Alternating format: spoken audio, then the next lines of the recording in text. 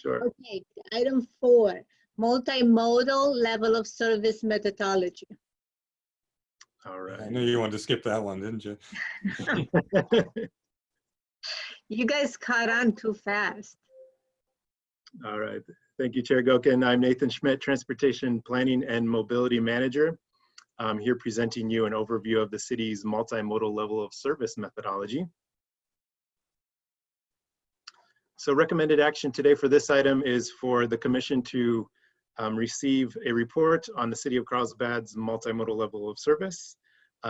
This report is intended to inform you of additional information which you receive later. So really it's to give you the information about the multimodal level of service prior to reviewing the actual results, which will be presented to you as part of the fiscal year 2018-2019 Growth Management Plan Monitoring Report.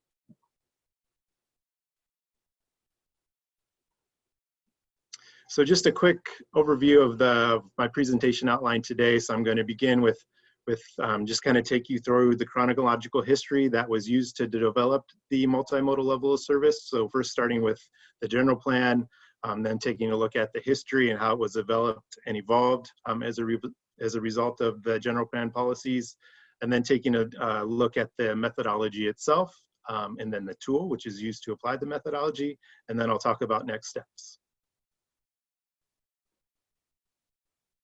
All right. Sorry, I'm having a little screen conflict here.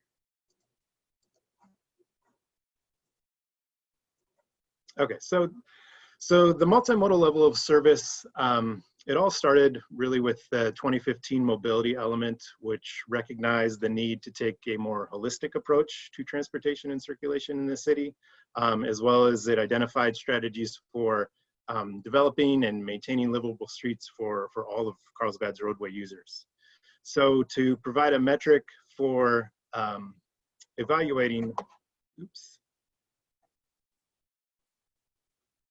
these modes, the mobility element calls for multimodal level of service, or MMLOS. Specifically, the general plan provides the following directions. So these are two policies from the general plan. The first is policy 3-P.3, is to apply and update the city's multimodal level of service methodology and guidelines that reflect the core values of the Carlsbad community vision related to transportation and connectivity, to utilize the MMLOS methodology to evaluate impacts of individual development projects and amendments to the general plan on the city's transportation system.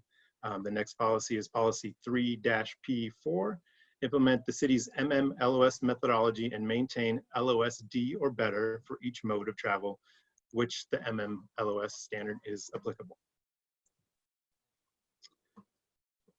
So this report and presentation, it provides an initial overview of MMLOS for both bike and pedestrian modes, and again is really intended to inform you before we get to that next step, which is the GMP monitoring report next month.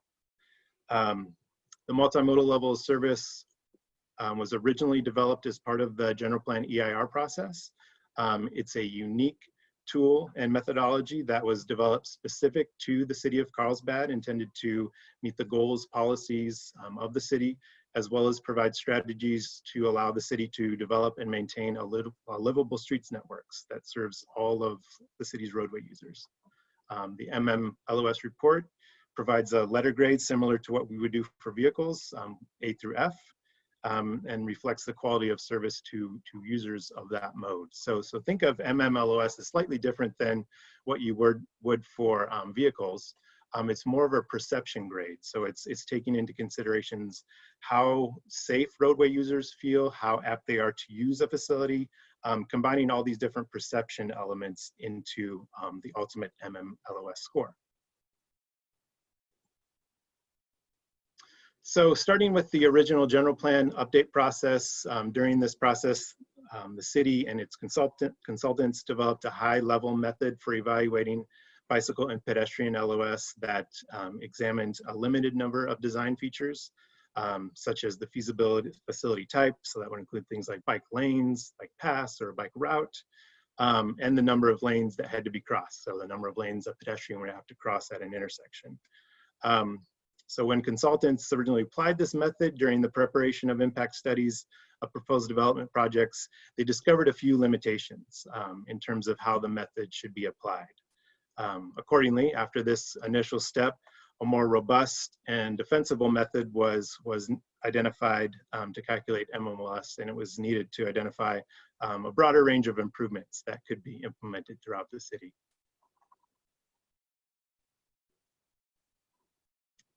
It should be noted that other MMLOS methodologies were evaluated as part of the development of the tool you see before you today. Those include the city of Aspen, the city of Boulder, and Montgomery County all had developed somewhat similar MMLOS methodologies at the time, so they were all included in this process of developing the tool. One notable element is the highway capacity manual, which is often seen as the engineering standard for these types of analyses, was considered in the development of the Carlsbad methodology. However, the use of HCM has several drawbacks, including the need for a significant amount of data collection, a focus on the volume of users versus the quality of the model environment, and it's not calibrated to local conditions. It's a national tool, so the city felt it was very important that we calibrate our tool to our local conditions and community values. As such, like I said, it is imperative to develop a methodology that incorporates the features of Carlsbad's environments while focused on rating the quality of a facility over the actual demand. The resulting approach was to develop a Carlsbad-specific MMLOS methodology, and it's also anticipated that the tool would be updated from time to time as the tool is developed, as new planning features are identified, as city policies are developed, and as innovative mobility trends are identified in the city that may shift the analysis focus to one or more needs. Here's just a quick screen cap of the current tool. So the current tool, it consists of a spreadsheet-based tool. It was intended to be in a spreadsheet to provide an easy-to-use way for calculating points for a specific location. The tool was uniquely designed for the city of Carlsbad, and it's not intended to be used for evaluating streets not maintained by the city itself. Next slide. So the overall MMLOS scoring thresholds, this slide here includes the point score thresholds, which would apply to each of the various travel modes. So this same scoring breakdown applies to all modes for MMLOS. The methodology is designed to sum all of the points for all the features that are identified within the study location, and it also separates it by direction. And the total number of points would then correspond to the level of service here. So if a roadway facility received between 92 to 100, it would receive level of service A, 80 to 89 would be a B, and so on. Another important point to note is, since the total number of points for all of the features for each mode may exceed 100 points, it would be possible for a location to score in excess of 100 points. However, within the tool itself, the tool is capped at 100 points to simplify the results. MMLOS, again, is calculated by direction because it is possible for different facilities on different sides of the street. So for example, one side of the street may have a bike lane, one side may have a side path. So there may be different streets on depending upon which direction you're going. So for the next two slides, I'm going to focus again on pedestrian and bicycle MMLOS. I'll provide an overview of the various inputs that are used for the methodology. So we'll start here with pedestrian MLS. So if a user chooses a street topology requiring a pedestrian LOS score, they will need to go through this checklist here of the tool and answer all these criteria questions. If you'd like to see this in more detail, I would encourage you to refer to Exhibit 2 of the staff report, because there are many inputs here, and I won't go over all of them, but I'll try to cover them at a high level. So the pedestrian, again, was a criteria that was established so that a facility can meet the level of service D standard if it can adequately serve people who walk and who are disabled users. The first 5 criterion listed here for the PED scoring, so those are the ones with the asterisks. These were identified as essential features that represent the basic components of what the pedestrian facility should have. The point totals for the sum of these features would be a 65. So if you meet all these, you would automatically get level of service D. Some of the other input features that go into the pedestrian MMLOS score include things like speed limits, number of travel lanes. Again, that's important because we're looking at the number of travel lanes pedestrian may need to cross. Again, getting at the comfort of pedestrians with a lot of these different facility elements. Presence of a sidewalk buffer, so is there a landscape strip between the road and the sidewalk? And then also looking at the width, so the spacing a pedestrian would have from the vehicle travel lanes to where they are at on the sidewalk. All these come into play in the MLS score. Also presence of street trees, so pedestrians would have shade, and again, getting at the comfort level of the pedestrian on the roadway facilities. One other point just to make, just in terms of how we weighted the various criteria, the points were assigned to each criteria, with higher points assigned to the most critical design features or service features. So for example, a sidewalk or paths in compliance with minimum design standards required by ADA, those types of elements were assigned the highest point values. Moderate values were assigned to existing sidewalk widths that would meet the mobility element minimums, and the lowest point values were assigned to desired features such as active building frontages and street furniture orientation. So we use that same kind of weighting methodology for each of the modes. And then similar to pedestrian MMLOS, the first 3 features here under bicycle MMLOS. These are considered the required features for meeting the basic components of a bicycle facility, those being roadway pavement condition, if the bikeway is free of obstructions, and if it's consistent with the current MUTCD design standards. Other elements that go into the bike MMLOS score would be presence of on-street parking, speed limits, consistency with the city's bicycle master plan, bike detection, and presence of bicycle parking racks. So that's a quick overview of the methodology itself. The next steps for the MMLOS tool and methodology is staff will present the findings of the annual growth management monitoring report for fiscal year 2018-2019, and this would include MMLOS for pedestrian bicycle modes. And then since this would be the first time that the commission and the city is taking a close look at these results, staff does expect to bring the MMLOS back to the commission, again, if needed, and we will initiate a task to update and revise the MMLOS methodology per your direction. So with that, that concludes my presentation, and I would gladly open it up to any questions from the commission.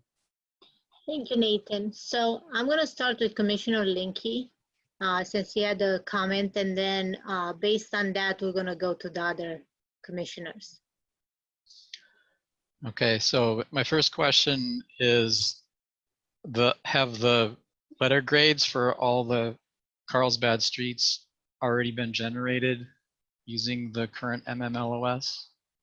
The entire street work has not. We have not done that. We have done it for an initial set. I want to say it's the top 3 or 4 of the different typologies. So this would be approximately 20% of the street network. Okay. It seems like we're doing this backwards. We should review the MMLOS and get everything squared away, and then apply it, as opposed to applying it, putting it into a GMP monitoring report for approval by the city council, and only after that then go through the review process of the method that was used. Does that make sense? It does, and again, I mean, you haven't, of course, seen the results, and I think my last point on the next steps was that we realize this is it's a tool that's brand new. and it's a work in progress, and we understand that. So I think it's something that we would, once you get a chance to review the results and we do identify issues, we would update the tool, and then it would be updated for the next year's monitoring report. Okay, so to me, it seems like it would be easier for us to assess how well the tool is working if we, and this is a question I had submitted on Friday, if we can actually see the data that you've collected so that we can see what things look like, but we're not allowed to see that when we're trying to assess the tool, unless our goal tonight is just to receive a report, I guess. Can I ask, were any of the streets that were analyzed, were there any E's or F's? Yes, there were E's and F's. Again, I can't recall off the top of my head which ones, and again, we'll go into that in greater detail next month. Okay. Next question is, for the MMLOS, transit is part of that too, so why was that not included in this? Yeah, again, this presentation was really to prepare the commission, just to kind of give you an initial look and understanding, specifically for bike and ped MMLOS, because that's what's being looked at as part of the GMP monitoring report. Transit was not included yet for the GMP monitoring. And I know you've not been with the city for very long, but I don't like being confrontational, but the fact that the mobility element and general plan was updated in 2015, and here we are sitting in 2020, and we're still talking about, transit's got to wait another year, 6 years before or more before we get MMLOS methods. I find that odd. Also, beyond the point systems themselves, there are other components to the method that we haven't seen here. Like, for example, how did you segment the streets and decide which segments to use? And another component is scoping requirements for developers. So currently it says that developers have to assess the sidewalks up or bike lanes up to the nearest intersection. And I'm wondering for large developments if that's sufficient. So I guess the overarching question is, when we review these going forward, are we just going to be reviewing the point systems themselves, or are we going to be reviewing the entire methodology behind it so that we can determine whether those steps were also appropriate? Yeah, I think after the initial monitoring report is submitted to the commission, then we would take another step back and look at the entire methodology. We would open that up to the commission again. Okay, so I just want to spend a couple minutes, not too long, reviewing or just providing a summary of the communication I sent. It'd be okay to share my screen. Yeah, let me end my show here. So this is just to try to help assess whether the current point system is fully validated. Okay. I guess while you're doing that, another question is, what was the validation done? So how it says that this has been validated locally, but what procedure was used to do that validation? Yeah, so it was validated through, of course, locally validated through looking at existing street segment data. So the analysis was conducted on numerous streets and numerous different typologies. And then that was coordinated through review with the consultant team. So it was applied in real world practice, and then the results were validated through a process working with a consultant. I can also just share my screen. Yeah, that may be easiest, Steve.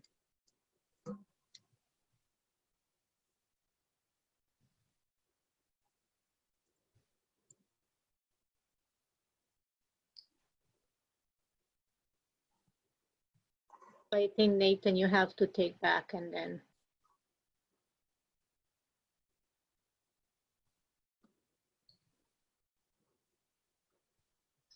Okay, there, can everybody see that? Yes. All right, so I'll try to go through this pretty rapidly. This is the list of the different systems that I've seen used in Carlsbad since 2014 for a variety of planning documents and by developers and by the city for various projects.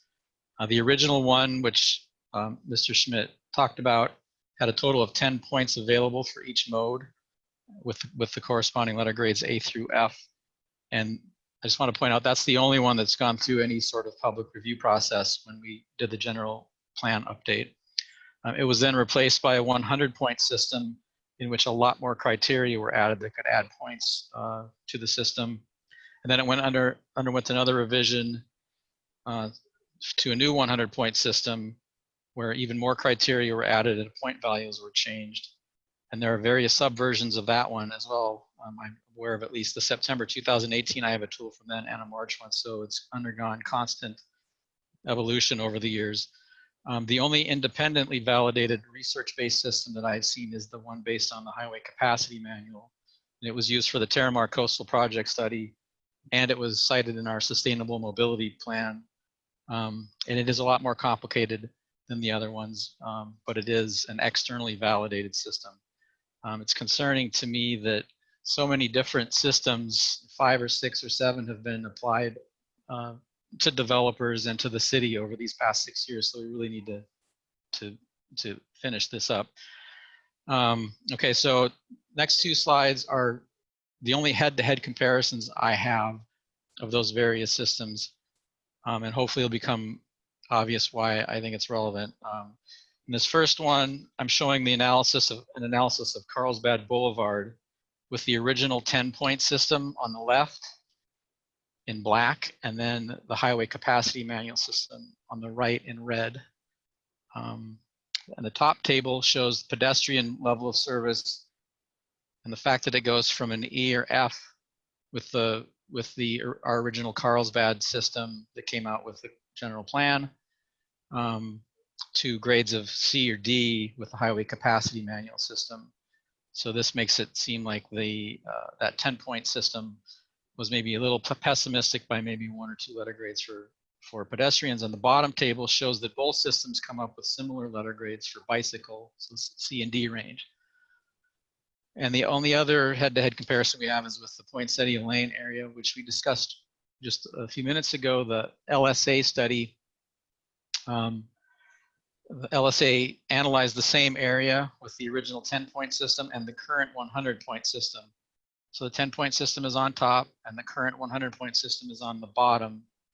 And you can see the red boxes are around the pedestrian level of service grades, which changed from mostly Fs with the original 10-point system to all A's with the new one. In fact, all of them got the maximum score of 100 points in that new system.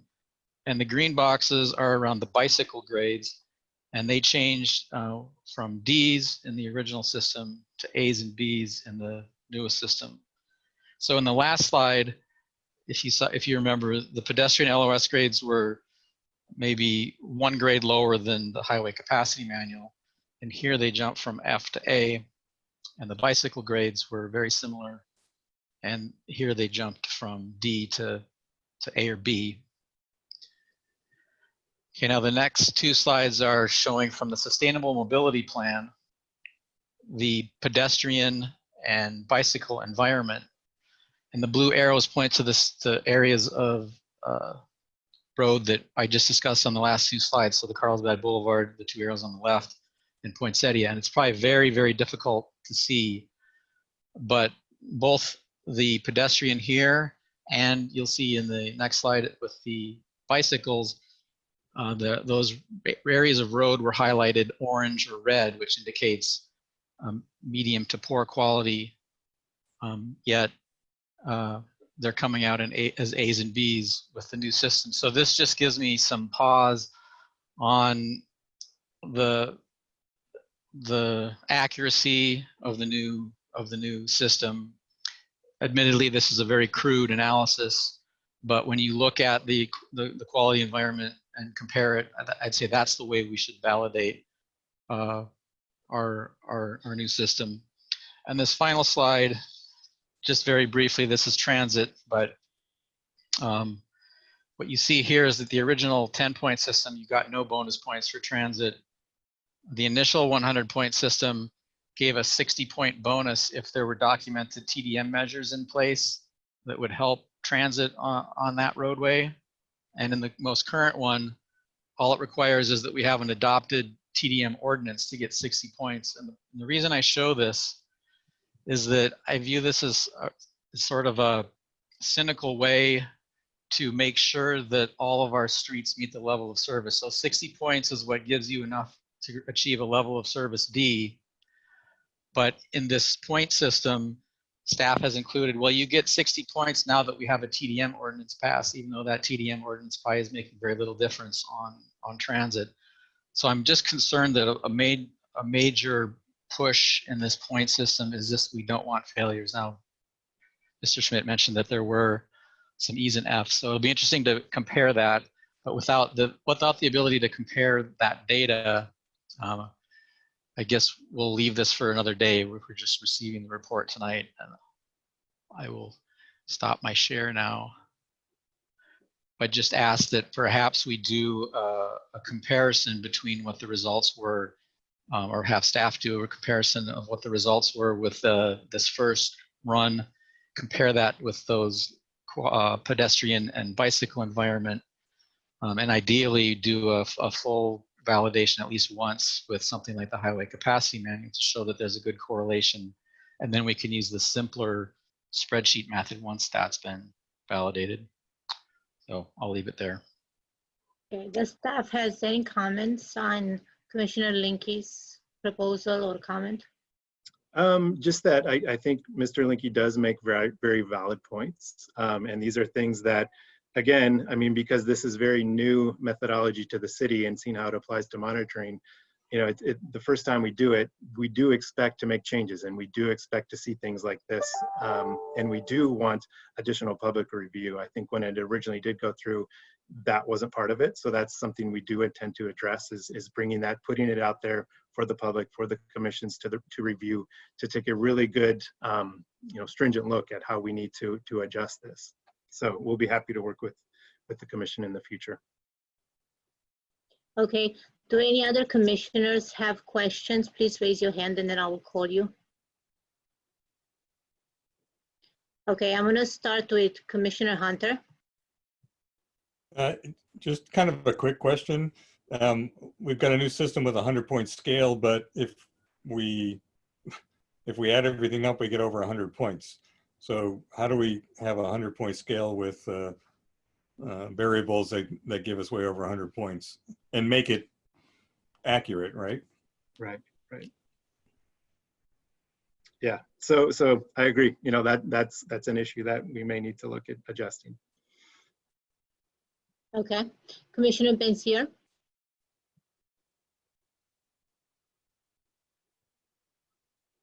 You're on mute. Oops. Okay. Yeah, I'd like to see some before and after usage of this new method on a street that was recently underwent a road diet, which includes. So this would be La Costa from El Camino Real to Rancho Santa Fe, which was originally a 4-lane, well, actually 5-lane street, and has now been reduced to a 3-lane.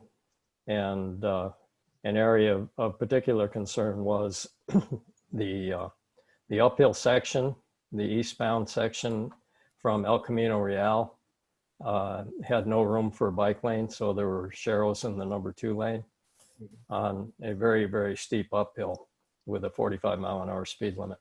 So that one should have failed easily with this new system. And after the road diet was in place and buffered bike lanes were installed, I would think that would go way up. And so that would be an interesting one to look at.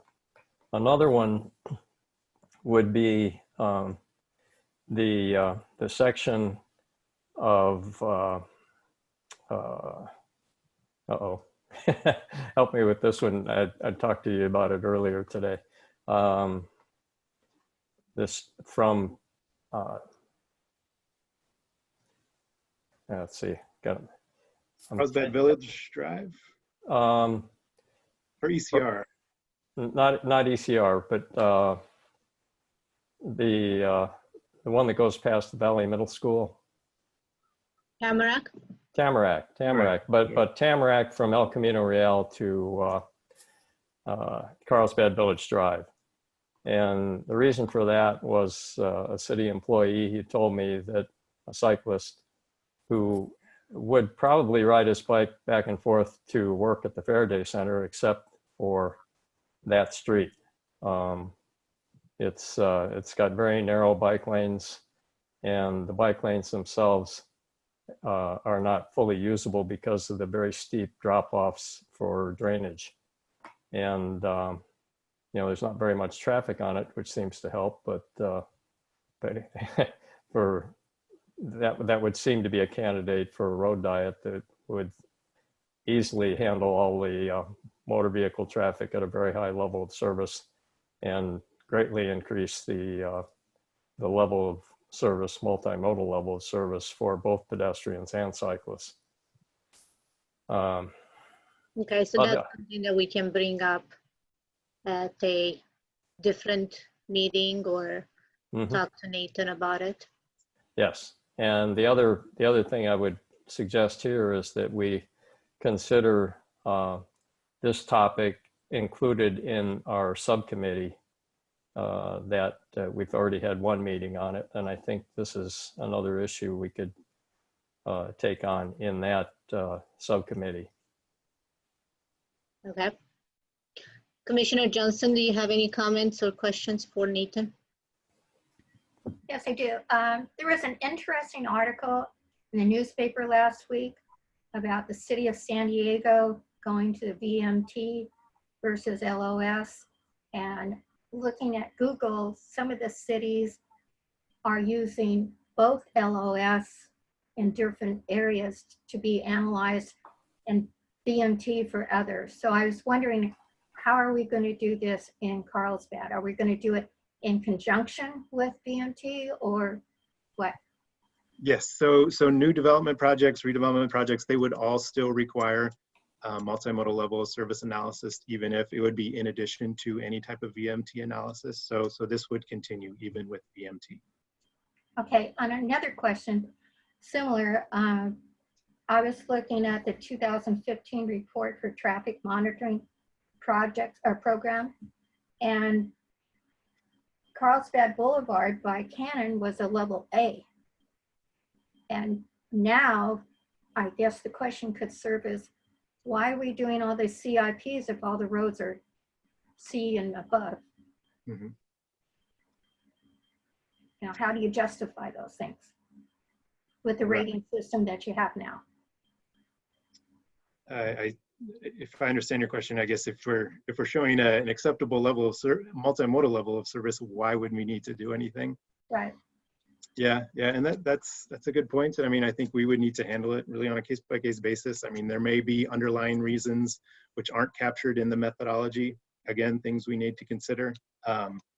So, and it could be, in conjunction with some roadway improvements. We would need to really kind of analyze these on a case-by-case. Yeah, I think you need to look at that area. Thank you.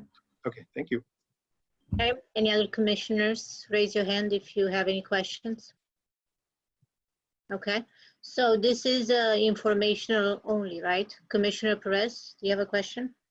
Or you're just scratching your head? Okay, so this is informational only, correct?